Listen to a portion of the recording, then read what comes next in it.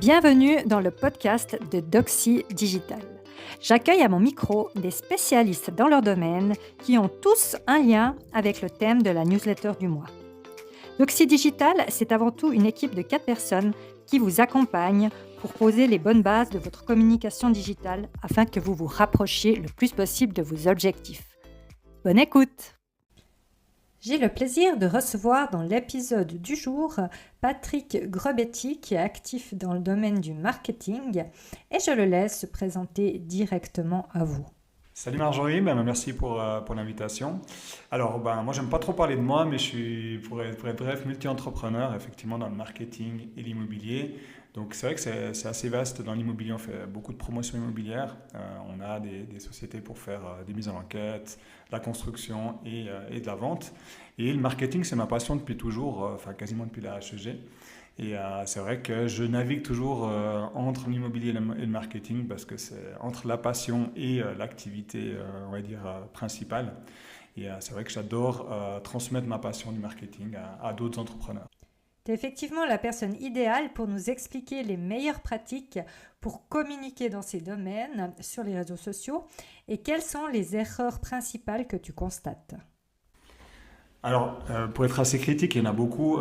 Si je prends surtout les courtiers immobiliers, ils ont tendance en fait à beaucoup publier voici mon nouveau mandat, déjà vendu en un jour, où ça n'apporte aucune valeur en fait pour la cible. Parce qu'il faut bien se mettre dans la tête des personnes qui veulent vendre leur bien immobilier.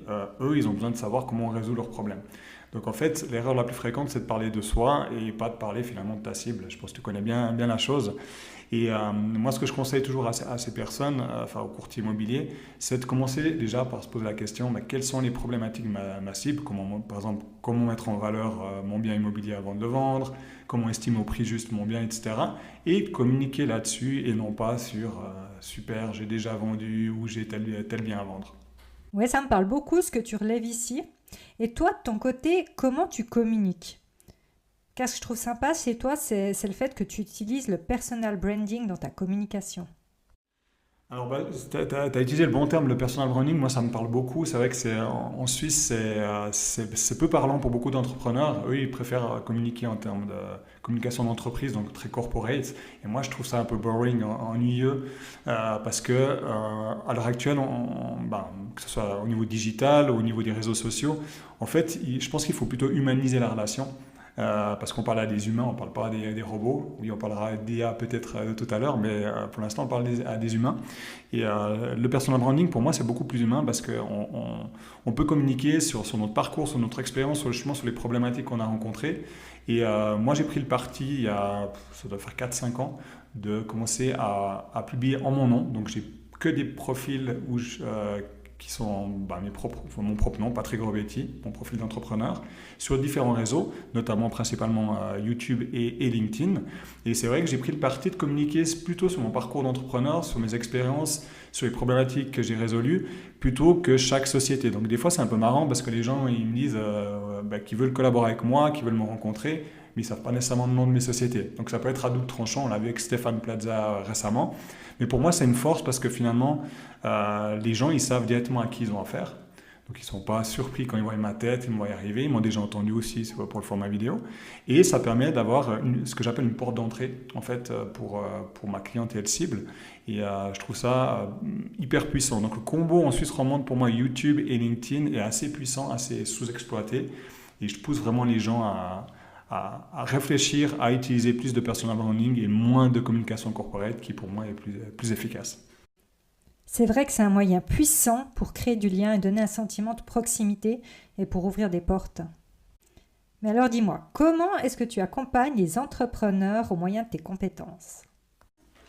Alors, moi j'accompagne principalement les personnes, les entrepreneurs, plus du one-to-one. C'est vrai que c'est pas ce qui est recommandé par les coachs de coach qui disent que ça prend beaucoup de temps. Mais pour moi, je suis convaincu que c'est en accompagnant justement les CEO, les chefs d'entreprise ou des indépendants aussi, qu'on va aider à mettre en valeur en fait toute leur société.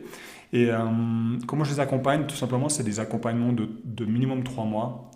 Certains, c'est 6 mois, d'autres 12. Il y a différents programmes d'accompagnement. Mais il y a une formation en ligne de base qu'ils peuvent suivre pour comprendre les bases, on va dire, théoriques. Et puis après, je rebondis surtout sur la pratique, parce que moi, je suis plutôt une personne qui aime passer à la pratique rapidement. Et on fait des sessions faites toutes les semaines ou tous les mois, ça dépend des programmes, avec un plan d'action personnalisé pour chaque entrepreneur, parce qu'une stratégie universelle, ça n'existe pas. J'adapte vraiment la stratégie à chaque personne, ce qu'il a envie de faire, ses objectifs. Et on travaille comme ça pendant 3 à 6 mois à mettre en pratique en fait cette stratégie qui lui est personnalisée et on fait via des sessions toutes les semaines. Bien entendu que s'il y a des blocages, l'entrepreneur entre les différentes sessions, il a accès à mon WhatsApp privé où je réponds toute la semaine, 5 jours sur 7, forcément la journée, le soir et le week-end je ne travaille pas. Et voilà, et puis l'avantage c'est que en fait je garantis des résultats. C'est-à-dire que je sélectionne drastiquement les personnes avec qui je collabore, parce que j'appelle ça plutôt une collaboration. Et par contre, j'ai des résultats garantis. C'est-à-dire que si on ne les atteint pas, je continue à les accompagner en guillemets gratuitement jusqu'à qu'ils aient atteint ces résultats. Eh ben, merci pour toutes ces informations, d'avoir passé ce moment avec nous. On peut te retrouver donc sur LinkedIn pour suivre tes aventures d'entrepreneur et puis pour te contacter si on a un intérêt pour tes services. Alors, à bientôt!